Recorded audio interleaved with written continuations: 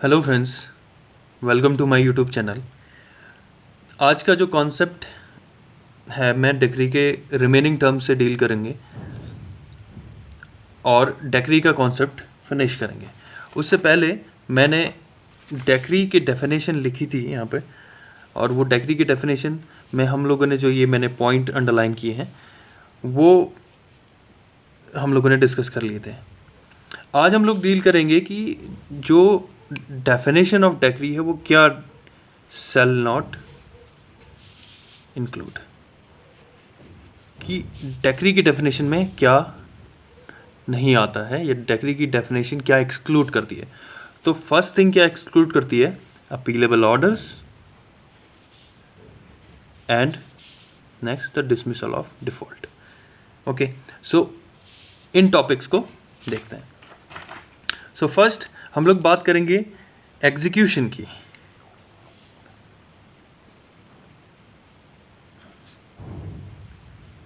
Decree execute या decree execution क्या है।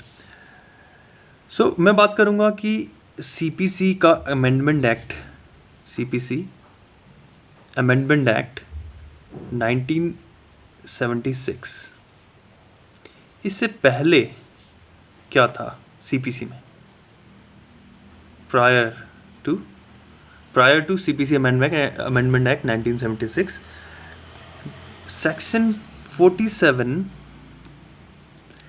डिक्री की डेफिनेशन में, सेक्शन 47 डिक्री की डेफिनेशन में एक्सप्रेसली इंक्लूडेड था, एक्सप्रेसली इंक्लूडेड था। अगर इसको देखा जाए तो सेक्शन 144 अभी है, बट प्रायर टू 1976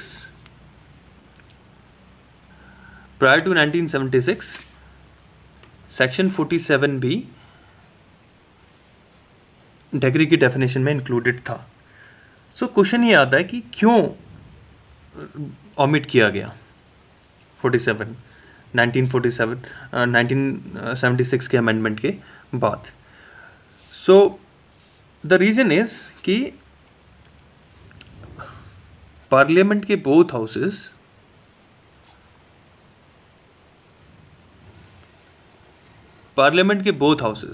ओके,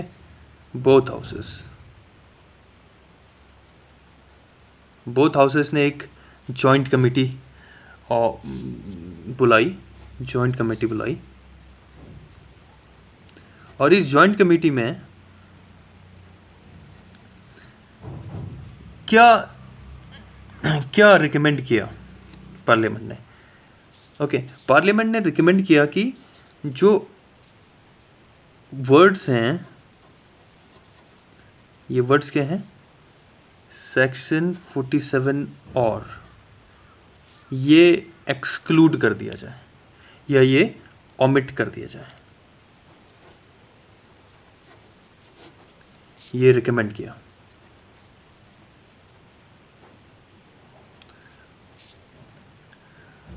तो एक नेचुरल क्वेश्चन ये उठता है कि क्यों ओमिट कर दिया जाए, वाई, ओमिशन का रीजन क्या है। रीजन ये कि ये जो सेक्शन था सेक्शन 47, ये रिस्पॉन्सिबल था डिक्री के एग्जीक्यूशन में डिले का। ओके, सो डिक्री का जो एग्जीक्यूशन हो रहा था, डिक्री का जो एग्जीक्यूशन था उसमें डिले का रिस्पॉन्सिबल था। ओके, सो मैं लिख देता हूँ कि ये जो this section 47, okay, this section 47 was responsible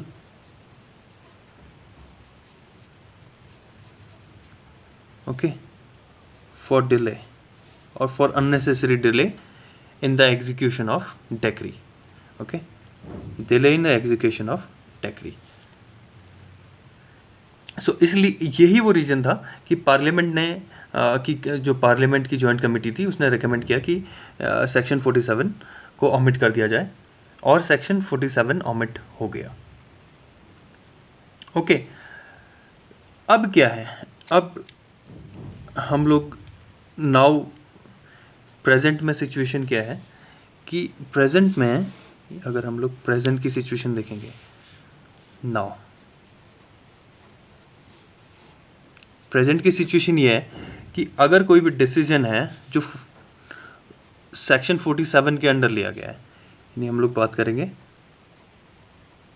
decision under 47, section 47।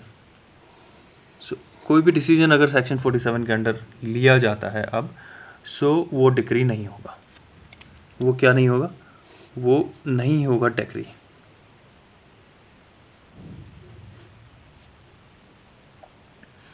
क्योंकि अब वो डिक्री की डेफिनेशन से एक्सक्लूड हो गया है। और कॉन्सिक्वेंटली हम लोग ये बात कर सकते हैं कि इसके रिजल्ट, ये कॉन्सिक्वेंटली हम लोग डील करेंगे कि कॉन्सिक्वेंटली क्या होता है। कॉन्सिक्वेंटली ये decision not appealable as a decree, not appealable, not appealable as decree, मतलब डिक्री के अपीलेबल डिक्री भी नहीं है, अपील नहीं कर सकते हम लोग सेक्शन 47 के अंडर अगर ये डिसीजन क्लियर हो जाता है। तो डिसीजन अंडर 47 डिक्री नहीं है और कॉन्सिक्वेंटली वो अपीलेबल एज डिक्री भी नहीं है। सो अब इनका पूरा एक पॉजिटिव इम्पैक्ट क्या पड़ा कि इस जो एग्जीक्यूशन का एक पॉजिटिव इम्पैक्ट क्या है, एक पॉजिटिव आउटकम की बात हम लोग कर लेते हैं। I am sorry, outcome. So इसका पॉजिटिव आउटकम क्या है कि जो डिक्री होल्डर है अब उसके डिसीजन में या उसके फेवर में डिक्री पास होगी तो उसमें प्रॉब्लम्स नहीं आएंगी। यानी पॉजिटिव आउटकम्स क्या है कि जो डिक्री होल्डर है can easily get the decree passed in his favor। Okay, ये इसका एक पॉजिटिव इम्पैक्ट हुआ। सो अननेसेसरी डिले जब ऑमिट हो जाएगी तो decree holder easily decree holder के फेवर में इजीली डिक्री पास हो जाती है। और मैंने आपको बताया डिक्री होल्डर वो पर्सन होता है जिसके फेवर में डिक्री पास होती है। हम लोग देखेंगे आने वाले वीडियोस में कि डिक्री होल्डर का मीन्स क्या होता है और एक्सप्लिसिटली हम लोग देखने की कोशिश करेंगे। सो अब मैं बैक टू जाता हूँ। तो यहाँ से हम लोगों ने देख लिया कि सेक्शन 47 से पहले भी यहाँ पर एक स्पेस सेक्शन 47 का बचा हुआ था। ओके, सेक्शन 47 का बचा हुआ था जो कि ऑमिट हो गया, जो ऑमिट हो गया है। ओके, अब हम लोग दो डिस्कस करेंगे, डिसमिसल फॉर डिफ़ॉल्ट और अपीलेबल ऑर्डर्स, जो कि डिक्री की डेफिनेशन में इंक्लूड नहीं है। Okay, so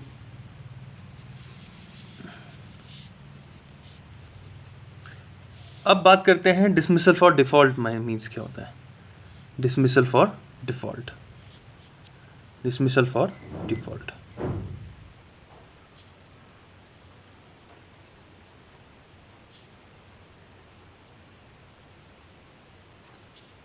dismissal for default.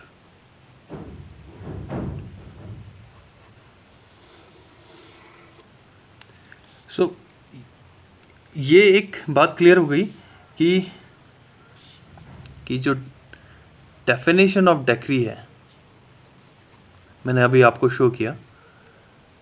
Definition of decree dismissal of एक ऑर्डर नहीं कंटेन करती है। किसका? Not includes. इन शॉर्ट कि जो डेफिनेशन ऑफ डिक्री है वो कौन सा ऑर्डर कंटेन या इंक्लूड नहीं करती है? डिसमिसल फॉर डिफ़ॉल्ट का। और ये डिसमिसल ऑफ डिफ़ॉल्ट क्या इंक्लूड करता है? ये तो इंक्लूड नहीं करती है, क्या इंक्लूड करती है? Okay, so dismissal for default के अंदर इंक्लूड होता है आपका वांट ऑफ प्रोसिक्यूशन का want of prosecution, want of prosecution, और चाहे वो सूट हो या वो अपील हो। सो want of prosecution of suit और अपील। ओके, और डिफ़ॉल्ट फॉर नॉन अपीयरेंस भी इसी में इंक्लूड होता है। अपीयर नहीं हुए, डिफ़ॉल्ट कर दिया, सो वो भी कोर्ट डिसमिस कर देगी उसको, उस को एक ऑर्डर पास करके, तो वो डेक्री में नहीं आएगा। ये क्लियरली डेक्री की डेफिनेशन में है। So that is default for non appearance, non appearance. So यहाँ से हम लोगों ने डिसमिसल ऑफ डिफ़ॉल्ट भी देख लिया। अब हम लोग बात करेंगे अपीलेबल ऑर्डर्स क्या होते हैं। अपीलेबल ऑर्डर्स की हम लोग बात करेंगे।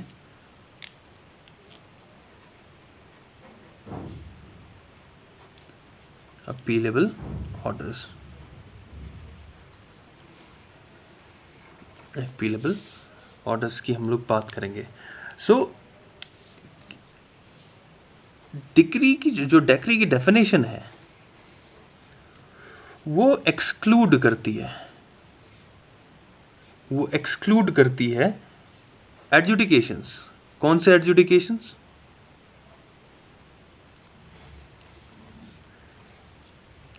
ऐसे एडजुडिकेशन जहां पर अपील एक ऑर्डर के फॉर्म में, मींस इन सिंपल सेंस में बोलो इसको, सो एडजुडिकेशन एक्सक्लूड करती है appeal lies as an appeal from an order. Okay, so इसको यहां से मैंने लिखा है। सो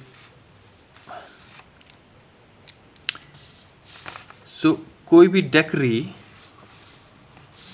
क्या एक्सक्लूड करती है? Shall not include adjudication. Obviously adjudication नहीं इंक्लूड करेगी। From which an appeal lies as an appeal, from which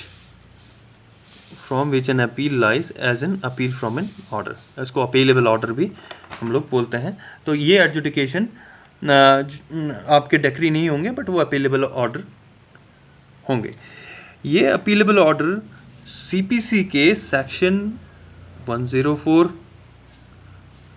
order 43 rule number 1 में स्पेसिफिकली या स्पेसिफाइड है, सीपीसी में, कि ये सेक्शन में ये स्पेसिफाइड है। अब हम लोग देखते हैं कि कौन कौन से ऐसे ऑर्डर्स हैं कोर्ट के जो अपीलेबल ऑर्डर्स की कैटेगरी में आते हैं। सो हम लोग बात करेंगे ऑर्डर्स की। ऐसे ऑर्डर्स जो अपीलेबल ऑर्डर की कैटेगरी में आते हैं। अपीलेबल ऑर्डर्स की कैटेगरी में आएंगे तो डेक्री की कैटेगरी में नहीं आएंगे। ओके, ऑब्वियसली, क्योंकि डेक्री की डेफिनेशन इनको एक्सक्लूड करती है। सो डेक्री नहीं होगा बट अपीलेबल ऑर्डर होंगे। सो हम लोग उन ऑर्डर्स की बात करते हैं जो डेक्री नहीं होंगे, ऑब्वियसली, बिकॉज डेक्री की डेफिनेशन में नहीं गिवन है अपीलेबल ऑर्डर्स। सो वो ऑर्डर कौन से हैं?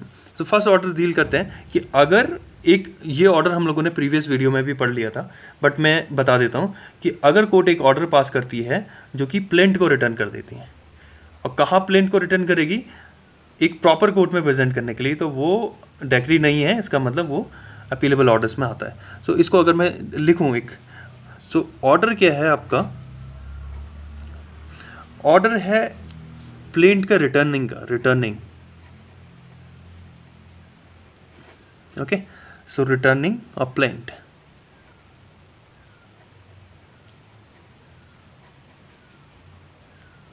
सो प्लेंट के रिटर्निंग का एक ऑर्डर है कहाँ पर, for presentation to the proper court. Presentation to the proper court, so वो अपीलेबल ऑर्डर होगा, टैक्री नहीं होगी। सो ये फर्स्ट हो गया। एक सेकंड पढ़ लेते हैं। सेकंड ऑर्डर कोर्ट ने पास किया। सेकंड ऑर्डर में प्लेंट रिजेक्ट करती है, एप्लीकेशन रिजेक्ट करती है। Rejection of application of an application.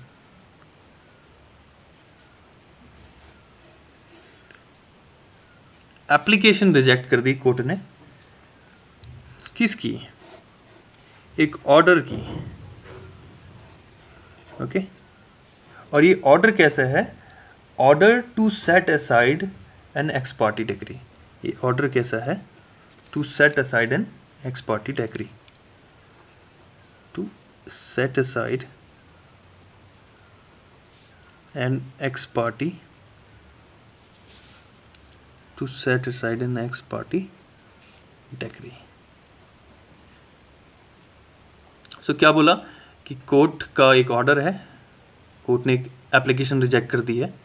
कौन से ऑर्डर की, ऑर्डर की कौन सा ऑर्डर है, ये ऑर्डर है to set aside an ex parte decree, तो वो भी एक अपीलेबल ऑर्डर होगा, बट डिक्री नहीं होगी।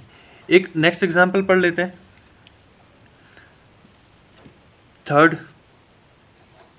थर्ड एग्जांपल के थ्रू कोर्ट क्या करती है, रिफ्यूज कर देती है। कोर्ट रिफ्यूज करती है सेल की। ओके, कोर्ट रिफ्यूज करती है सेल की, और ये सेल का है, ये ऑर्डर 21 में, अंडर 21, ऑर्डर 21। ओके, सो कोर्ट अगर एक ऑर्डर, कोर्ट का एक ऑर्डर है जो रिफ्यूजल ऑर्डर है सेल का अंडर ऑर्डर 21, सो वो भी अपीलेबल ऑर्डर की कैटेगरी में आ जाएगा। एक और एग्जाम्पल पढ़ लेते हैं, और ये एग्जाम्पल हम लास्ट एग्जाम्पल देखेंगे कि कोर्ट एक और ऑर्डर पास करती है, या कोर्ट का एक और ऑर्डर है जो अपीलेबल ऑर्डर की कैटेगरी में आएगा।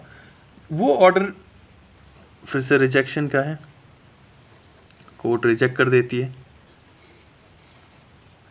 कोर्ट क्या रिजेक्ट कर देती है, एक एप्लीकेशन रिजेक्ट कर देती है।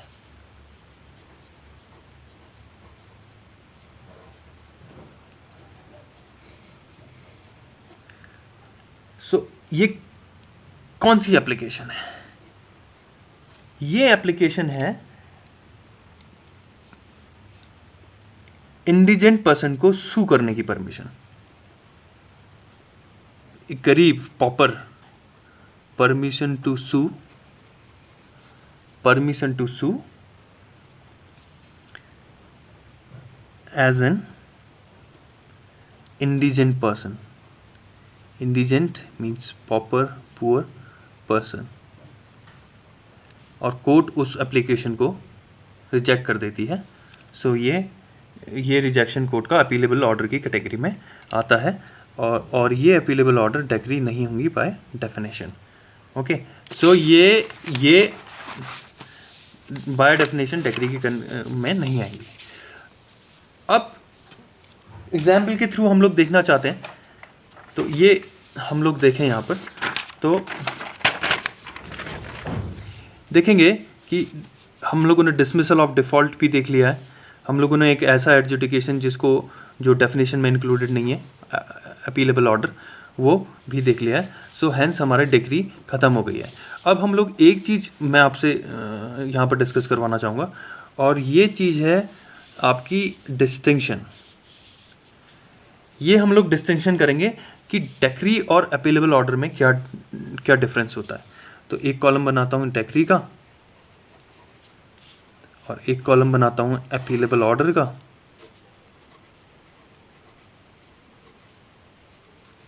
अपीलेबल ऑर्डर का। सो इनमें क्या डिफरेंस है? ओके, हम लोग डिफरेंस की वजह लेंगे सेकंड अपील, कि सेकंड अपील हो सकती नहीं, सेकंड अपील।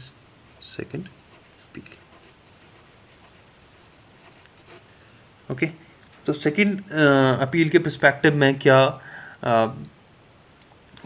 है पर्पस? तो डेक्री में सेकंड अपील लाई करेगी, लाइज, यानी सेकंड अपील आप कर सकते हैं, ठीक है। और ये केस होंगी फॉर सम केसेस,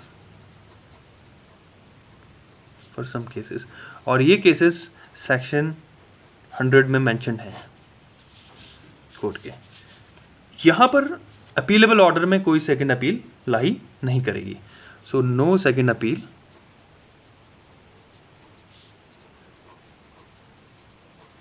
लाइज किससे? From an appealable order, from an appealable order. Okay, और ये तो मेंशन है सेक्शन 100 में, ये सेक्शन 104 क्लॉज 2 में मेंशन है। Okay, so this is the difference between decree matter. Okay, so यहाँ से इसके थ्रू हम लोगों ने डेक्री और अपीलेबल ऑर्डर में डिफरेंस देख लिया। सो इसी के साथ मैं अपना डिस्कशन कंप्लीट करता हूँ। ये डेक्री कंप्लीट हो गई है। अब नेक्स्ट डिस्कशन से मैं जजमेंट के बारे में डिस्कस कराऊंगा। Judgment, then orders, then decree holder and मीन प्रॉफिट्स, और ये हम लोग सब्सिक्वेंट वीडियोस में देखते हैं। गाइज़, अगर आपको मेरी वीडियो पसंद आती है तो आपसे रिक्वेस्ट है कि मेरे चैनल को लाइक करें, सब्सक्राइब करें और शेयर करें और कमेंट करें। हम नेक्स्ट वीडियो में आपसे मिलते हैं। तब तक के लिए थैंक यू वेरी मच।